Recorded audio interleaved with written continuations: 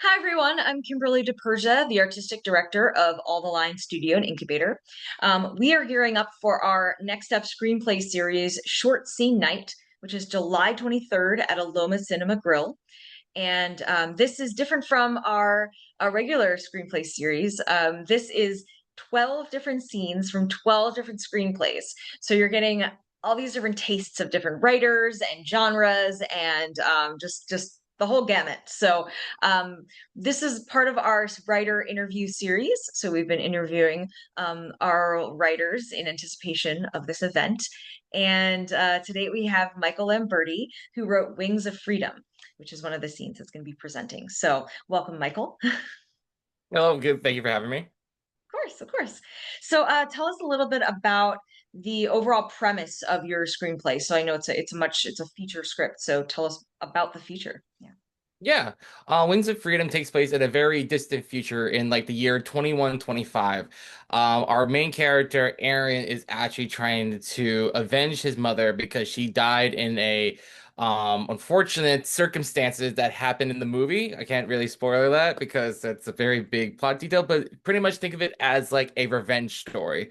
And what's really interesting about this screenplay is pretty much how like the themes it talks about, like themes of like found family, love, redemption, like, and also vengeance, and how like it just leads into a path of emptiness, and pretty much like there is always room for redemption, and also like there's never too late to start over. I love that. I love that. That's great. Powerful themes. What was your inspiration for writing this?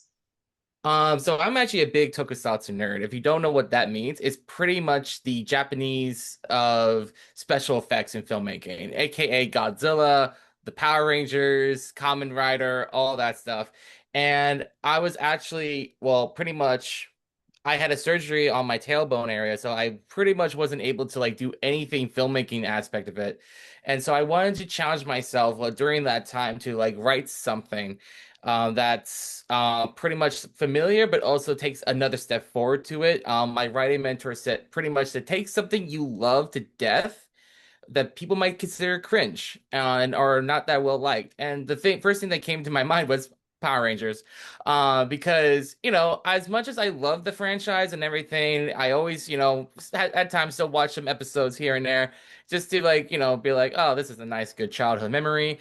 But I will admit, as things kind of like went along and everything with the brand and the franchise and everything, there's a lack of risk taking. And I think like, with all the themes that I mentioned before, it can work for a modern day audience, especially since especially with today's world, how it's like been pretty dark and pretty hopeless. And we all need that light and hope at the end of the day. And we all need heroes.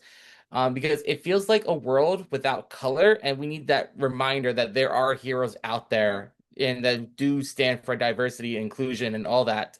So I wanted to take my approach of how I see these heroes in mass costumes and everything in a form of protest, and with what's current going on with the United States, how it's been rise of to the fascism.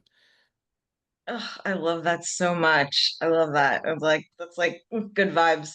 Fighting back through the power of the pen. I love it. Um, is there anything? So obviously we're taking like this scene that's lifted out of this whole screenplay. Is there anything the audience should know about going in?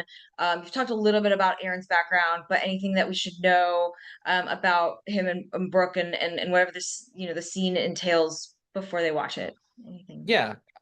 They just You might have a good idea where this might go because there is some comedy in the very beginning of it. Like it's a very like lighthearted, like MCU like vibe, but it's not afraid to introduce the dark elements that are in the actual screenplay itself. Because the moments before the script, they lost one of their comrades. So yes, people die in the script. So I'm not gonna reveal who died, but they just, pretty much they lost a friend, part of their squad, and now there's this big investigation going on about their team, the whole like experiment on like how they're supposed to be, a whole team of to protect the world It might come to an early end, and that's like, oh goodness, and we might become war criminals after when we come back home, even though we're doing our jobs. And so it just leaves this lingering mystery of like there's a bigger situation than we have ever thought of.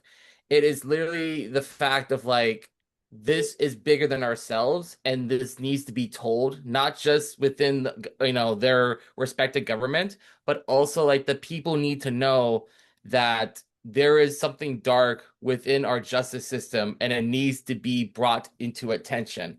So I will say for anyone that's, coming into this, keep an open mind, keep listen to like the dialogue and everything and be part of that conversation because the more art we see of this, the more the conversations we can have to how we can prevent situations like this from happening and also bringing our leaders like accountability, no matter which side it is, whether it's right or left or anything in between.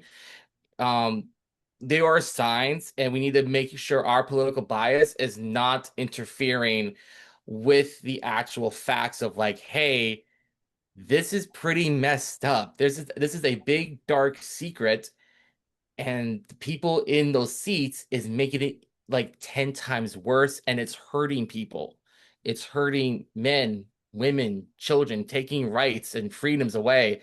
And it can't keep going like that. It just can't. So you may think, yeah, this is like a Power Ranger light script, oh my God, that's super cute. That's super cute. Oh my God, it's morphing time, whatever. But at the very end of the day, it's so much more than just a superhero story.